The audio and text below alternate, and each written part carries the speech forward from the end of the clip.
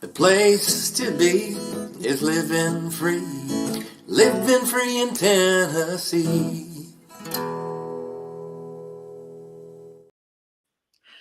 Welcome to Living Free in Tennessee, where we talk about building the life you choose on your terms. Today is dun, dun, dun, Friday, December 13th, 2024. Have any weird Friday the 13th happened to you yet today? No. No weird stories? No. How is that even possible on the homestead? Oh. Okay. Anyway, it's Friday the 13th, and we have dun, dun, dun, our last episode with Tactical Redneck for 2024. What do you think about that? Nonplussed? Irrelevant. Okay, it's your last live episode with us because guess what you will be doing in about a week and a half? Hating my life. Reading the redneck version of The Night Before Christmas to all of our audience members. Yeah. You won't really be doing it though, guys. He's already recorded that. He recorded that years ago from Guantanamo Bay. I was going to say that's old. It's really old. That's back when you were drinking. That took me forever to record that. Anyway, I see we've got Margot on, Martinson family, Beth Emily, Pippin Eyes. Who else? Welcome. One Step Closer is on. Welcome to the live stream, guys. If you have things you want us to cover, of course, just put the word question in all caps. I'll do my best to see it. The computer's over here. You guys are over there. So that's part of the fun for the day. This is, by the way, episode 984 of Living Free in Tennessee. We have 16 more episodes until we hit episode 1000. And I've put exactly zero thought into how we're celebrating episode 1000. What should we do? Live stream the sheep all day. Live stream the sheep all day. I could do that. I don't know. So I don't know. You guys suggest what you think we should do. We could do a giveaway of some sort.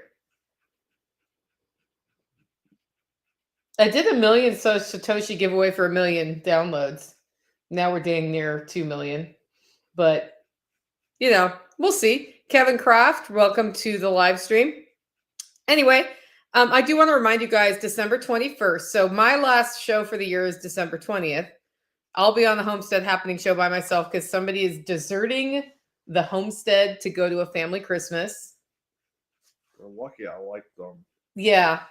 And then we have, a BB. Yeah, Pip and I says I could throw a BB up for a giveaway. That's not a bad idea if I have one left. Those things have been selling like hotcakes at Holler Roast. So if we keep up sales like they've been going for another week, I will have a record month at Holler Roast. So thank you everybody who's ordered coffee gifts, gotten their BBs, all of those things. It's been a really busy roasting season, which is great for me. But also it doesn't hurt my feelings to have record sales either. So I'm hoping for the next 7 days, we'll keep that momentum going as we go into the holiday.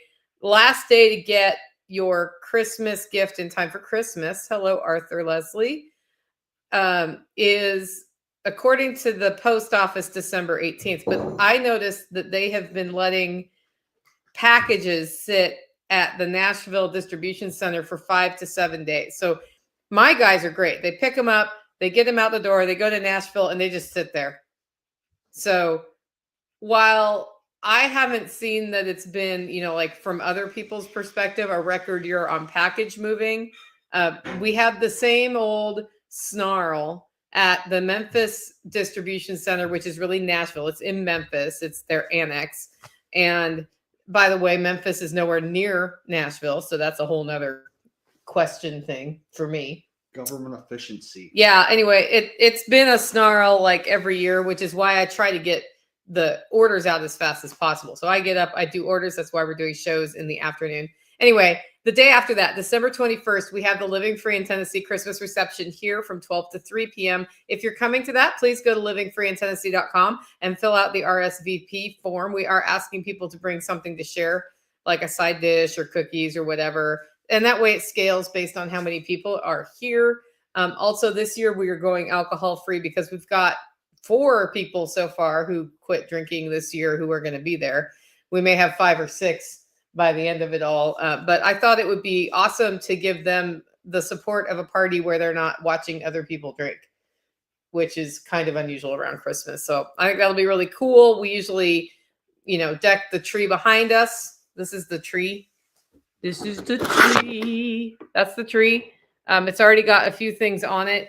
And if people feel crafty, they can bring a handmade ornament to put on that. We've had shotgun shells put on that. There's a turkey feather sticking like right out of Tactical's head. If you see that right there, that's a turkey feather from the yard that somebody turned into an ornament. Pine cones look pretty cool. Painted pine cones. I think that metal, yeah, that's Thrive. If you see, I don't know if you can see it. You need to move your head. Go that way. Right there, it's like right there. That says Thrive. Somebody made that out of scrap metal. So we've had lots of creative things go on the tree, and I'll bring out all the ornaments from receptions in years past. I should thank our 2 sponsors today. Guess who I'm thanking first? I have no idea. Well, it's a money manager friend of ours. What narrows it down? John Pugliano from the Wealth Studying Podcast is our first sponsor today. He's been supporting the show since sponsorship launched, and he has a really cool podcast. Check it out, thewealthstudyingpodcast.com. I love listening to it because, A, it's 15 minutes, so I can get through it. And B, he openly shares how he's making decisions, how different world events impact his decisions. And if you're new to investing, go back and listen to the first few episodes where he just talks about his principles of investing. Really helpful. Check it out at investablewealth.com and then click on podcast or search the Wealth Studying Podcast, like homesteading, only wealth studying, on any podcatcher that you've got. Our second sponsor today is EMP Shield. EMP Shield has a really cool device that is like your whole house protection. EMPshield.com. It's the best one I've seen on the market. If you want to get $50 off your EMP Shield, you use the coupon code LFTN for Living Free in Tennessee. Okay, with that, I want to talk about the rabbit tractor. Guess what my Christmas project is for Christmas break? To actually finish the dang rabbit tractor. I got it started. I got it framed in. Somebody moved it and broke because I have it like screwed in, but I haven't put in the cross braces on it. But and I need to get the hardware cloth down from the rafters for it. So my plan. So what I usually do, Patrick Henry is in the comments from EMP Shield. Anyway, I love to start projects like that and then get derailed because it's busy coffee roasting season and never finish them. And that's literally what happened. I kind of thought that was going to happen when I started on it. And then I also needed to paint the roasting shack. So the roasting shack is how much painted? 50% painted. The most important parts painted. I am waiting for the right weather to paint the other 2 sides of it, but I definitely needed to get those 2 sides. It took me a full day of painting to finish 2 sides. It'll be nice tomorrow. Yeah, and I'm gonna. Yeah, what do you think I'm doing tomorrow? Well, I think I said that. I'm gonna be roasting tomorrow, and then I have choir dress rehearsal. That's your choice. Yeah. So anyway, we will be having. So anyway, so I need to finish painting that, but also the rabbit tractor, and then once it's done, I can make another one. But that's on my Christmas list. I take 2 weeks off starting Friday the 20th, going through our next episode will be January 6th. And that will be the start of the new year, which is a whole new world for us next year. Yeah. So 2025 is going to be fun. But the rabbit tractor is back on the to-do list right after I finish heavy roasting season. And there's just sort of this natural time around Christmas where people stop ordering as much coffee. But for right now, while people are ordering coffee, that's like the number one priority every day. I'm like, how am I roasting coffee? How many packages can I get out before the mailman gets here? And how am I selling coffee so that more people hear about it as a gift option? If you want to help me, let your friends know that Hollow Roast makes a great gift, by the way, because that's what's been the momentum. It's been coming from y'all this year. So thanks for that. last night we had our last Great American Preparedness Tour live. I don't know why you're looking at me like you're expecting me to say something about that. Because I was wondering what you were going to say about it.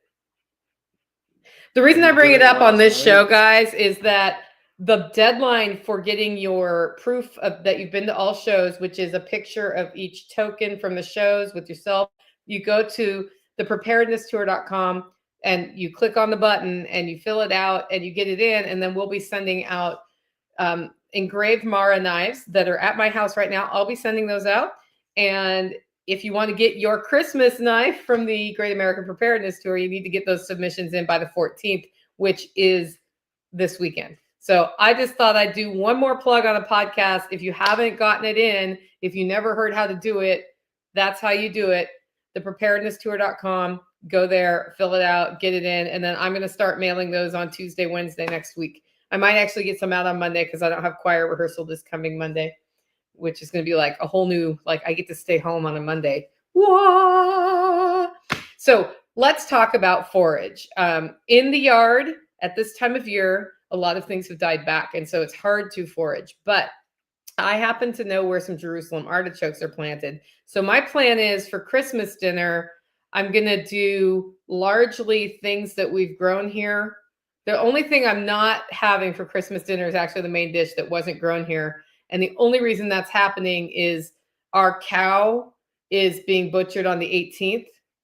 And we will not have the tomahawk steaks from that cow for Christmas dinner. So I found some locally sourced tomahawk steaks from somebody else. But everything else is going to come from stuff that we've either like pickled things I've made. I'm going to go find Jerusalem artichokes as a side dish.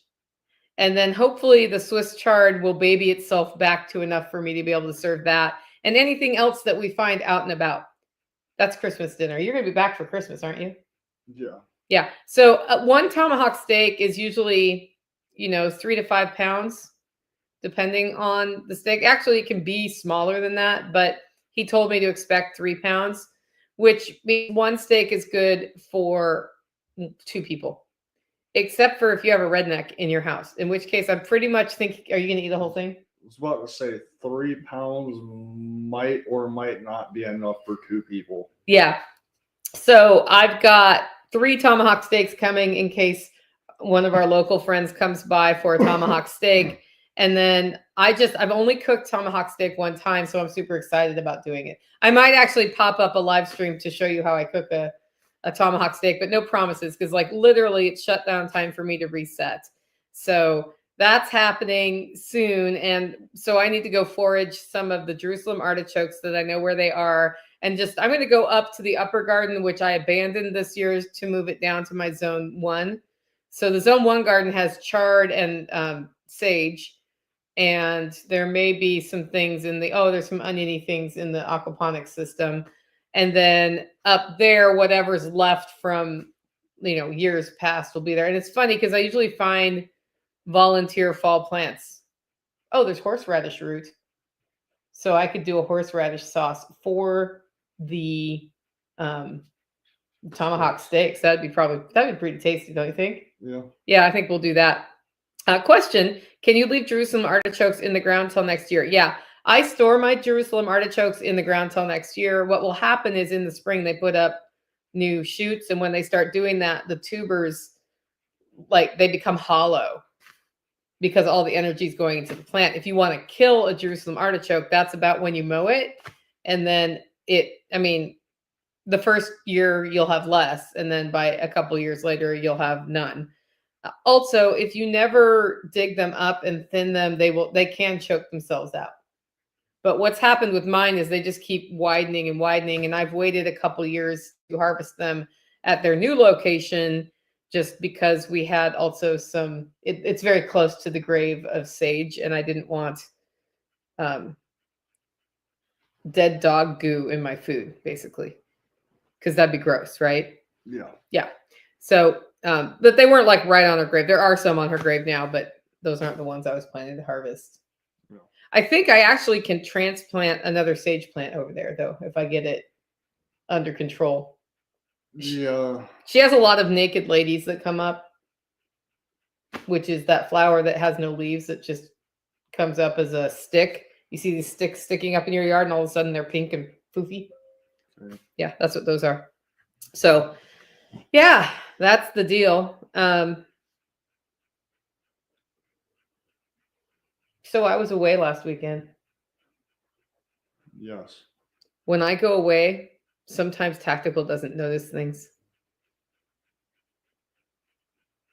Probably a true story. So apparently it was windy on Friday and I left and my row cover blew off my bed and you didn't notice. No, I don't even think I went over there. Yeah. As a result, so my Swiss chard was looking awesome when I left under its little row cover, cozy, but the row cover blew off and then it got down to like 16 degrees. How does it look now? House didn't get down to 16 degrees.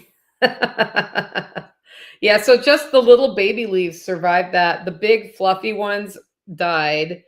And I have attached the row cover with clamps to the side of the Vivor beds now. But the next few days, I don't think it's getting cold enough to worry about. What's the low tonight? Like 38 or something. Yeah, I'll leave it covered. So I need to go back in there and I haven't trimmed off all the ones that died. I just sort of covered it because it was still cold when I got home. I was like, I'm just going to cover it and let it do what it does until there's a good day. And then I'm going to pull the row cover off and then trim back that stuff and just see what comes back. But it threw it for a pretty major loop, I would say.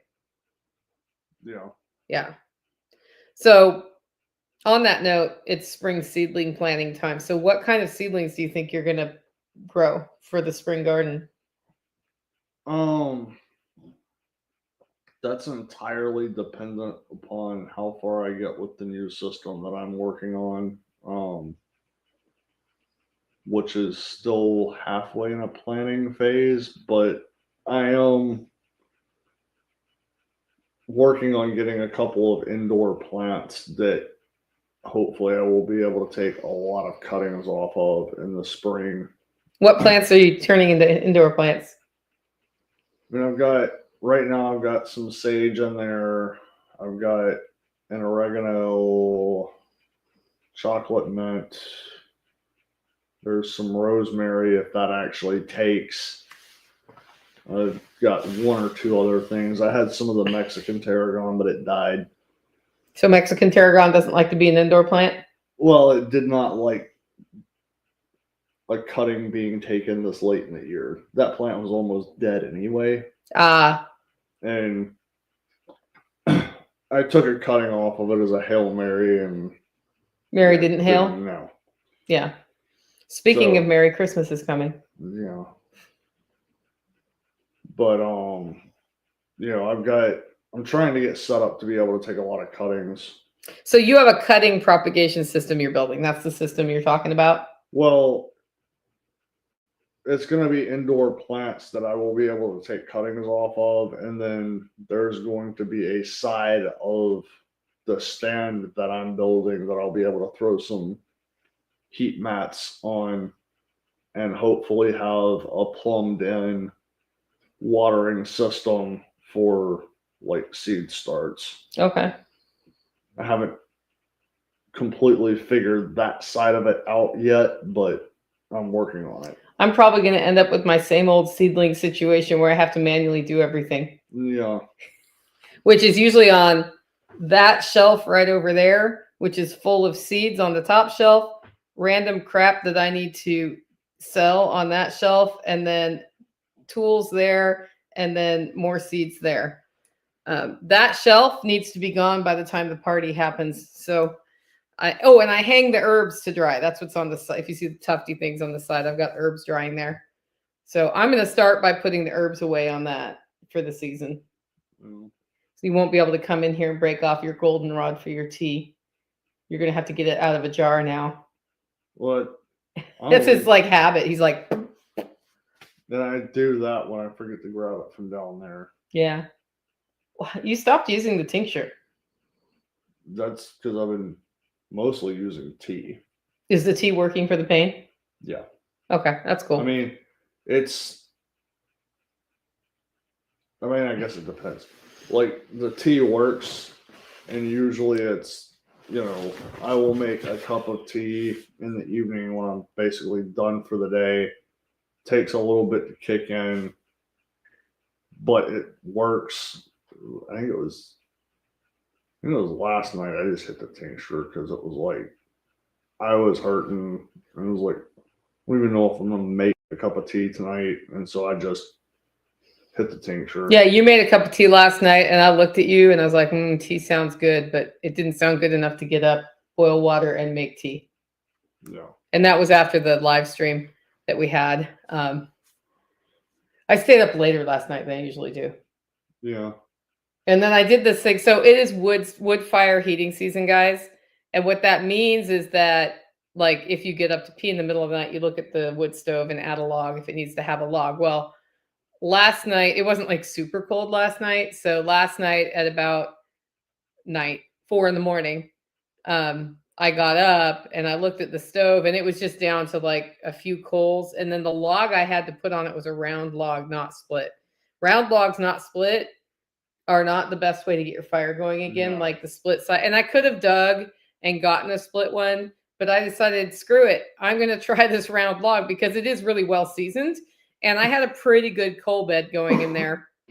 So I did this thing that I do at this time of year, which is put a log on the fire, leave the damper open until it catches, and then you put the damper down. Well, if I go back to my bed, then I fall asleep, and then I just blow out all of that fuel. Yeah. So I moved to the couch and read a book, snoozed for about 10 minutes, and then it caught, and then then I dampered it down again. So I start sleeping half the night on my couch is what happens when that happens. And it's really nice. Like last year, my wood wasn't very seasoned. So it was a year old, but it was not 2 years old. And so I was really, I had this whole system of bringing wood into the house to be near the stove and dry out more so that I could use it in the stove. And then when I ran out of that, it would be like trying to start a fire with wet wood. My wood stove really does not like unseasoned wood. Yeah, it's like finicky. Like I've had like boxwood stove didn't care. Yeah, my stove doesn't so much care about it. It's the chimney that doesn't like it. Yeah, that's true too. You get more creosote up there. Yeah. And so especially mine has the dampener in the chimney, and that just makes the creosote worse. Yeah. But I finally got a decent amount of wood stacked up inside for the inevitable January I hate my life week. We already had one of those. Not really. It was 16 degrees. Right. It's 16 degrees overnight's one thing. 16 degrees for the high 4 or 5 days straight. No. Everybody in the Midwest or the upper Midwest is laughing at us right now because we don't like being that cold. Well, I don't care because like it's one thing when you like drop to 16 degrees and stay there. It's another thing when today is 60 and tomorrow the high is 16. You have no tolerance at that point. Okay, I have a first of all, there's a question from Haas. What's Tactical's one goal for 2025? Do you need to think about that for a second? I am very unlikely to set a specific goal that's going to be like my year goal because he doesn't adhere to the my 3 things method. Yeah, well, I mean, I don't necessarily do that, but it's more like I hate the whole New Year's resolution thing. If it's worth making a New Year's resolution for it, it's worth doing right now. Have you seen this? No. You know what that is? It's a calendar of some sort. This is 2025 on poster board with tape that I made because I was going to buy a dry erase whole year so I could really see when I've been working on scheduling all of the member webinars for the whole year in advance. And I wanted to see what falls where so I don't do something stupid like schedule one in the middle of the October 4th and 5th Self-Reliance Festival, or like right before it when I'm going to be losing my mind. Or if I do, then it's somebody else doing that webinar and not me. And then I wanted to look at homestead projects for the year. And so I was looking at these dry erase ones that you can get online, and they're like $30. And I'm like, well, totally worth it, right? But then I realized I already have poster board, and it's only a few cents to print it out on paper and cut it out. So I just made a print one, which isn't as good as dry erase, but it'll do. Okay. If we wanted to put that on like crack, we could get a piece of the what's that stuff? Plexiglass from outside and cut it and make a plexiglass cover for it. And then it would be dry erase. Okay. Do you want to do that? No. So I'm going to be involving you in that calendar. Okay. Okay. Are you resistant to the calendar? No. Okay. So I think as a result of that, you may have more idea what your goals are. Let me. The reason I say that, it's like, if I need to set a goal for something and it's going to take me a year to do it, we need to sit down and reevaluate life. Like, well, that could be that, like, your big goal for next year could be getting Bob's field grazable by running the sheep through it. That would be something that will take you a year. Maybe, but like, that's something where in redneck brain, it's like, that's going to take as long as it takes. I'm not going to say that I'm going to try to have it like perfect grass in a year. Like, that's going to take however long it takes. Now, the fencing side of that, yeah, my goal is by spring, the fencing for that's going to be up and in place. Arthur Leslie's number one is don't die. Noble goal. Noble goal. I mean, that's like just a general goal for life, though. So, oh, mine is to swim every day that I'm here, with the exception that the day I'm leaving or the day before I'm leaving, the day after I get back or the day I get back are not necessarily included in that. Because like when I get back at 6 p.m. and I'm exhausted, I'm not making myself go into the swim spa. So I'm not getting that thing at any point. So, yeah. 42 and raining. Snowstorm coming. Yeah. You keep that too. Yeah. We don't like the snow here. Snow makes, hey, thank you for opening that quietly. He was like, I got to be careful with this. So we do have an incoming cow. Moo. Last weekend, you went and got the cow all by yourself. How was that? Wasn't bad. Did Carly already have it divided up, or did you guys have to do that? Yeah, there was an ice chest in the back of her truck. So I popped the back of the Jeep open, backed up to her tailgate, and just slid the ice chest straight into the back of the Jeep. Did it all fit in the ice chest? You couldn't close the lid, but yeah. Oh, nice. And then, We fit half a cow in one ice chest. And then I threw a trash bag in the chest freezer to keep it separate, and then just armfuls, dump it in, and then once the ice chest was light enough to be able to pick up, I managed to carry it in, and most of what was left was just the ground. So, one step closer's goal for next year is to get a house built on the new land. yeah, That's a noble goal. That's a good one. I like it. Yeah, so the way that I do the cow is that we don't own that cow. And the reason he needs to keep it separate is that my company owns the cow. And then if we need to buy from the company, we'll buy cow from the company. But because we use a lot of what we source here for events that we're doing, it's easier just to have the company buy it. And then when we need some sort of something, we buy it. But Ken Esch sold me a quarter cow, and that was paid for out of household money. So like right now, our cow that we're eating here is the quarter cow from Ken. Yeah. And then that one, and at the moment I don't want them this way, but they are in the same freezer. But that's another Christmas break project, is making sure the cow for the company is in its own freezer, and the food that we're actually pulling from that we own are in the other freezers. And then we can put the lamb, when it gets processed, in the freezer with the cow that the company owns. Yeah, I'm surprised that they have not called yet. Yeah, I've just resigned myself to, we're either using a different butcher or we're doing it in the date that was given, or we're going to start butchering here.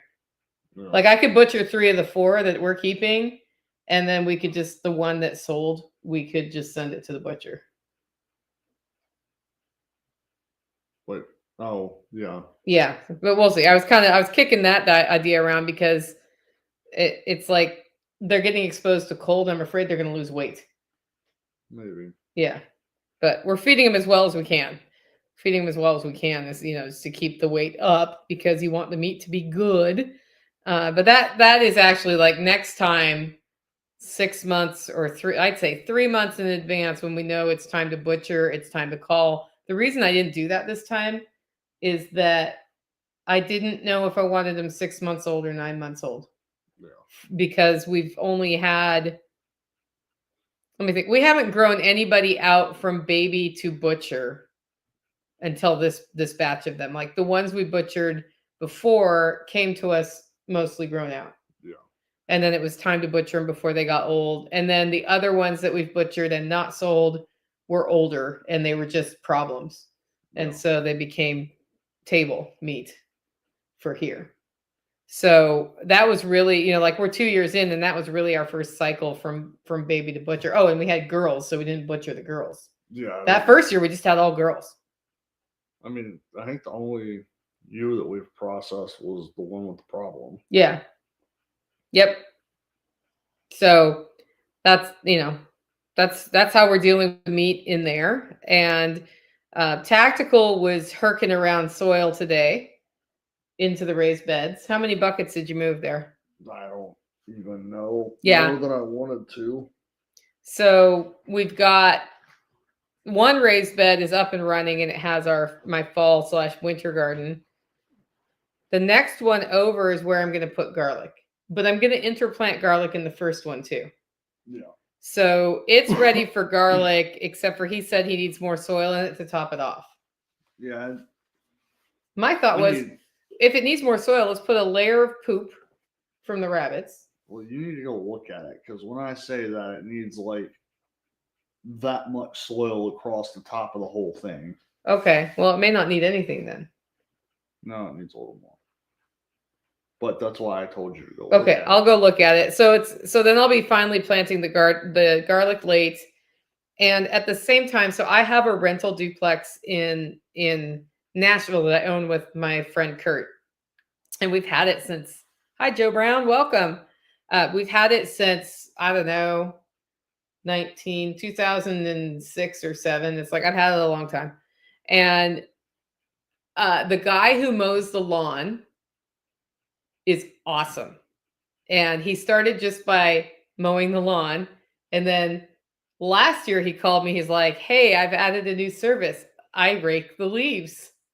So he's like building his business by having add-ons out of lawn mowing season. So he called me and said, do you want me to rake the leaves again? And like he's not raking them manually. He has blowers and a big truck. He puts them in and drives them off. And I was like, yeah, but can you bag them and leave the bags there?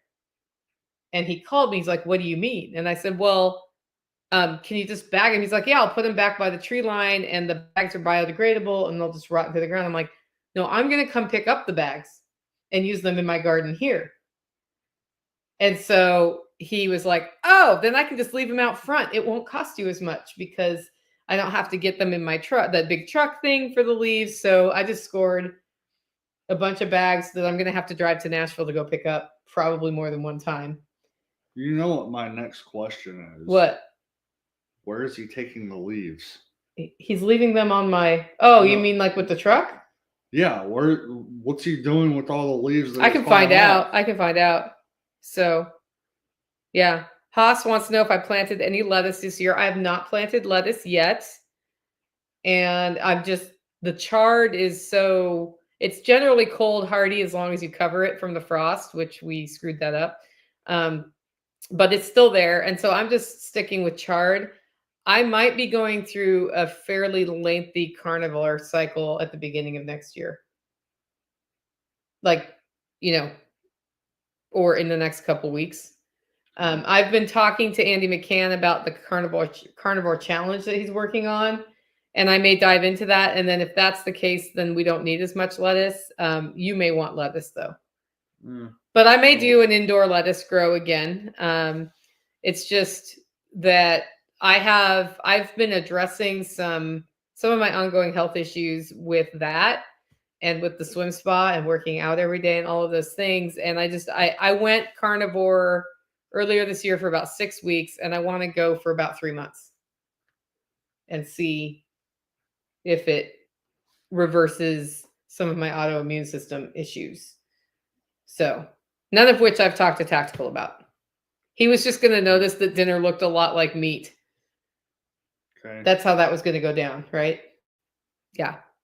Like I would actually complain about that. No, I mean, I think when we were in carnivore, you were like, I wouldn't mind green beans or something once in a while. Yeah.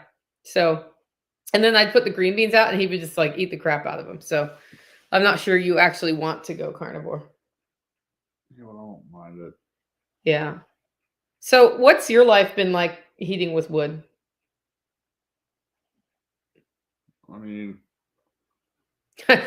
Midwest Preparedness says, surprise, Tactical. I mean, if you eat at somebody else's house, you kind of eat what they serve, right? Yeah. So, I mean, I stay up a lot later than you do. So I can usually stack my stove before I go to bed, especially if I time it right. And then when I get up in the morning, I will have enough coals to get it going again if I need to.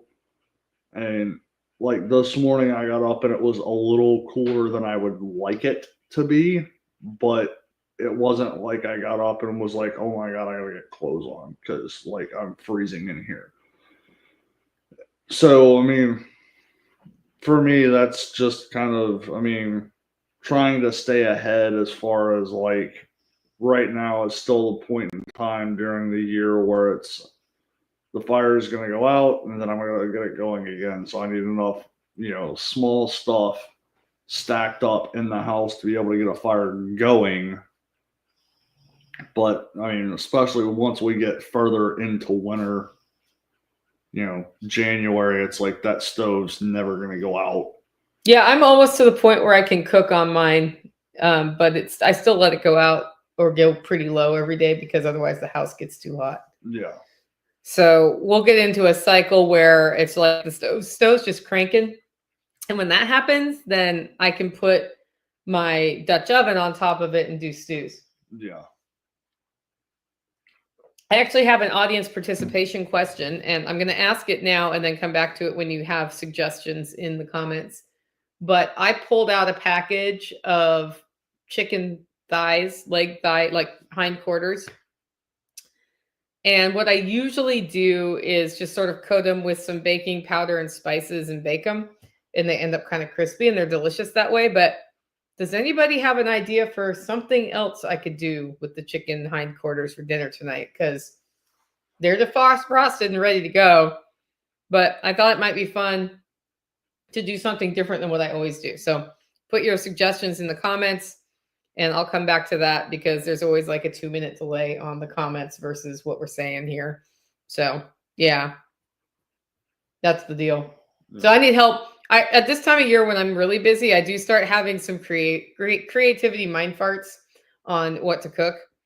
So I can cook the same things over and over, but it's nice to have variety. Yeah. I mean, I could go curry, I guess. You could. Yeah. So I don't know. And Haas, what do you mean by casserole? Yeah, that's very broad. Patrick Henry says if you have vinegar and soy sauce, you can make chicken adobo. I actually have adobo spices here. I could totally do that. I have a recipe for that in my cookbook. I could go look at my cookbook. Fajitas, yeah. Salsa, chickens and salsa. Doesn't that sound good to you? I mean, fajitas does actually sound. I don't know how you do that with what you have. But Filipino chicken adobo. I want to know what that is. Yeah, he just put a link in the comments. Now you need to go on Facebook and get the link. Yeah. He's like, oh, it's Facebook. I don't want to go to Facebook. Let's see if I can do this a different way. No, you have to go here. Here. Oh, it's Facebook. See? I don't want to go to Facebook. Then now there's an echo in the room. So I wonder if I can like copy that out of curiosity. I had a thought yesterday that's completely off the topic of homesteading. Do you guys mind if I like ask the question? I can't figure out. It won't let me copy. I'll have to go on Facebook and get that later. Anyway, I don't even know if I can. do you guys care? Because this is like completely off topic of homesteading. It's about the CEO shooting. For United Healthcare, you know the dude who got offed in New York? Yeah. I'm gonna go off on this a little bit. So I was watching, I've been watching like kind of not very carefully because it doesn't do me any good to focus on that when what I need to be doing is roasting the best coffee I can, building the community and all of the things that we do here. But I used to work in public policy, and I was sort of thinking, you know, if you wanted in this country to get a single payer system, which is socialized medical, right? The way to get it done is to have it pushed through from the right in an environment where people are screaming for change. And then we have the election and Donald Trump is elected and he's on the right. And everybody's like stoked because he's going to do like freedom-oriented stuff. But then the CEO of United Healthcare is shot. And people are starting to use that as sort of a battle cry to highlight the abuses that the health insurance companies propagate on the people. And then, like, bigger picture, the reason we don't have good competition in the health insurance market, it's very heavily regulated. And then can I choose not to buy it? Or do I have to buy it? And do I have to buy plans that are appropriate to my geographical location? The answer is, if I don't buy it, I get fined. I mean, taxed. So if I don't buy it, I have to pay a fine that has been renamed a tax by the Supreme Court, wrongly in my opinion, but whatever. My opinion does not matter because that's what they did. So we are forced to buy from the people who are abusing the system to make the most profit off of selling insurance and not providing care, because that's how you make money in insurance. And so what's happening is they're being blamed for all the problems in the medical system. But Tactical, are all the problems in the medical system because insurance companies suck? No. No. It's a multifaceted issue. You can't just blame the insurance companies. So many variables. But if they're scapegoated enough, and believe me, I think they're horrible. What they're doing is horrible. What has happened to our medical system is horrible. And it started back in the 80s to go down this road. Like if you start going back, you go back further and further and further, and you see all of these policy decisions that were supposed to make it better and have made it worse, and then set the foundation for people to be upset and then call for something more, and then it makes it even worse on top of the worst, and then we worsen the worst of the worst, which is, if we go single payer, that's just like the final nail in the coffin of how bad could we possibly make our medical system. Oh, hold my beer, right? So it's almost like this is setting the foundation for the marketing campaign to get the people to clamor for a single payer system that can then be passed while Trump is in office. That's my thought. I haven't like really dug down beyond that, but I just had that thought while I was swimming today, and it kind of freaked me out a little bit because nobody's even talking about it right now. The only thing they're talking about is that like insurance companies suck. The only place that I have ever seen where the government is accused of being competent is conspiracy theories. I do not think in any way that this was some kind of a planned thing. I think that if the government does anything, they're going to try to not let the opportunity go to waste. And the problem with the government is always the same thing. Here is something that can be perceived as a problem, even if it's not. There's only one variable and there's only one size fits all solution. The fact of the matter is, the problems with our healthcare system go way back to the days when there was no such thing as an insurance company. You used to be able to pay your doctor with a chicken. You know what? When I lived in Oregon, I had the plans that were basically made illegal when Obamacare passed were the ones where you had a high deductible plan. So like my deductible is like $1,000 or $1,500 a year out of pocket, which back then was a lot more than it is now. And then you could put money aside in a health savings account, tax free, and then use that to pay your deductible. So the goal was get at least $1,000 in your HSA. And then if you have a big problem, your deductible kicks in. And back then that's the insurance policy actually covered stuff. But to make it work, like doctors' offices were already programmed to only bill insurance at that point. And to make it work best, you would go in and self-pay and then put your own paperwork in because then it would cost less. Because when they bill the insurance, they go with the negotiated rates with the insurance, which are often higher than if I just paid the doctor directly. So then I had a problem. And in Oregon, like they were already 5 years ahead of Tennessee in the dysfunctional medical system, like all in on managed healthcare situation. I was like, okay, so I need to get this biopsy. And they're like, yeah. I'm like, okay, and I'm a cash patient. How do we do that? And they're like, we don't know what it costs. You have to talk to the office manager. I talked to the office manager. Who's your insurance? Well, I have this high deductible plan, so I just pay cash. She's like, well, I don't know what we're going to charge you until we do the work. And I was like, well, we need to figure that out. And then she told me a price. And I'm like, can you come down on that price? She's like, well, if you pay cash at the time of service, I can give you 25% off. I'm surprised she did that. No, absolutely. So then I'm like, well, then I'll pay cash at the time of service. And it was like a $900 procedure, went down 25%. And I was like, okay, how do I pay? They didn't know how to take my money. That sounds about right. She was like, she made me the deal, and then she didn't know how to take my money. And that's because they had already divorced all of the money from the workers in the office as part of the whole managed healthcare system.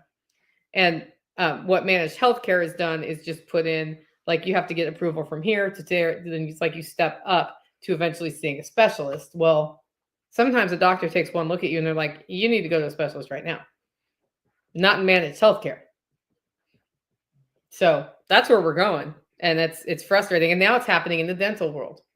So used to be, at least I could pay my dentist for fixing my teeth and they would know what they were going to charge me. Now they're like, do you have insurance? Oh, like I'm no longer valuable to them because they can't just max out my insurance every year. Well, the reason I didn't have dental insurance is I did the math. Yeah. Yeah, it costs more to have insurance than to just pay the stupid dentist, but that's starting to not be the case. So anyway, I just, I see these things happening and it's like, wow, that really sets a good marketing, because that kind of change systematically is hard to further. Like it's hard to get that through, and it's going to be hard to convince the American people to do it. So you have you start with this shooting and then like vilifying insurance companies. Then we start getting more stories about how people are denied coverage, right? And then it builds, and then some other total other angle is going to come up where obviously the solution is single pay, right? And they call it single pay so that you don't make it sound like it's socialized medicine, but it's totally socialized medicine. What's your experience with socialized medicine been, Tactical? I'm not even going to answer that question. Yeah, he can't probably talk about the VA without saying a bunch of F-bombs, so we won't go down that road on today's show. Yeah. Margot says, yeah, when you have insurance, you can't ask for cash price. You have to have the insurance price.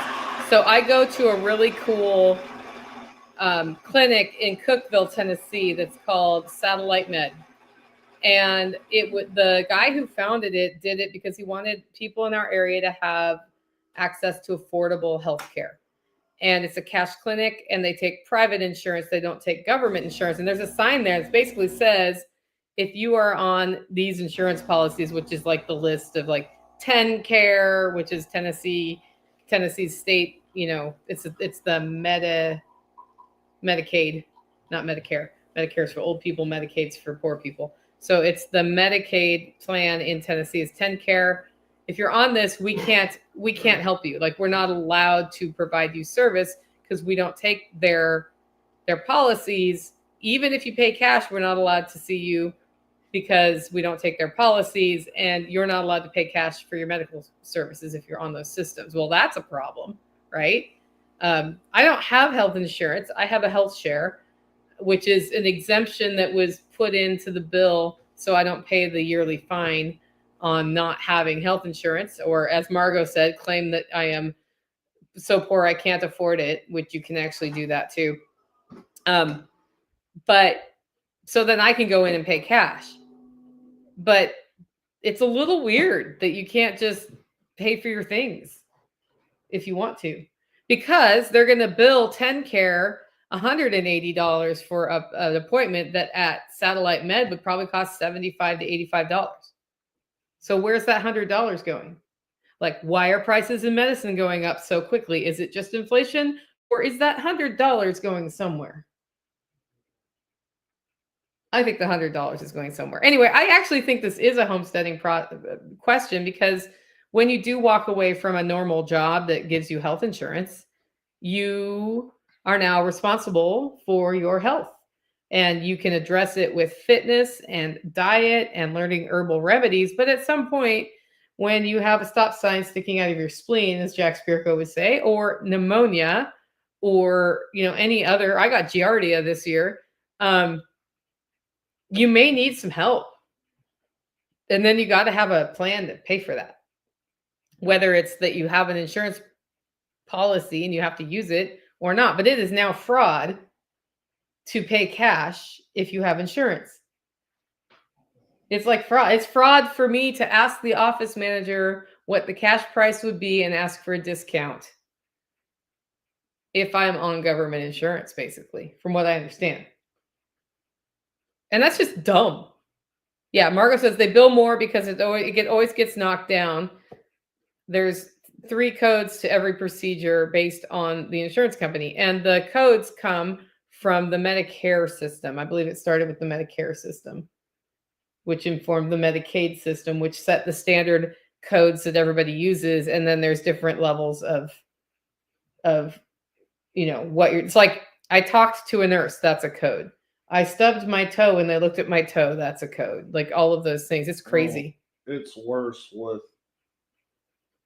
Medicaid, Medicare, VA, any of that, because the hospitals would have a code for you got bit by an animal. Well, Medicare has a code that you got bit by a dog.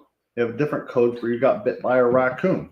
They have a different code for you got bit by a dog a second time, which adds to the administrative costs. So, I mean, people are always like, well, Canada has socialized health care. Yeah, and it sucks. And if we get it in our country, it will suck even more. If you don't, No, because if we believe get me- it here, it will be fascist. So it'll be still tied to corporations like it is now. But if you want to know what socialized healthcare will look like in the United States of America, we already have it. It's called the VA. Go watch a couple of news stories and come back and tell me it's a good idea. Yep. Anyway, that was sort of my last thing I was thinking about this week. And I don't see that anybody's brought up another topic for us to talk about. So we're going to wrap up here unless you guys put something in the comments. Beth Emily says, I had a 19-year career in health information management. I can tell many stories. Yeah, I bet you can. I've known a few coders. And Why? that's like a whole, like that lady who's following your doctor around with the computer on wheels. That's how they're getting coding done real time. Why is our healthcare so expensive? Because that's a job field. Yeah. Haas says, it sounds like the codes were a way to not pay it or pay less. Sort of. But what happens is that the incentive is to figure out how many codes can I fit into one appointment. So the opposite happens. Like if you can cram another code in there in a 15-minute period of time, then you might be billing, $5,000, $6,000, $7,000 for that 15 minutes. And that's awesome for your clinic. Yeah. Except for you'll bill it, it'll get denied, you'll bill it again. Like there's a whole overhead thing related to the coder and how that all goes through, right? Yeah. Computer on wheels. Beth Emily says it's a cow.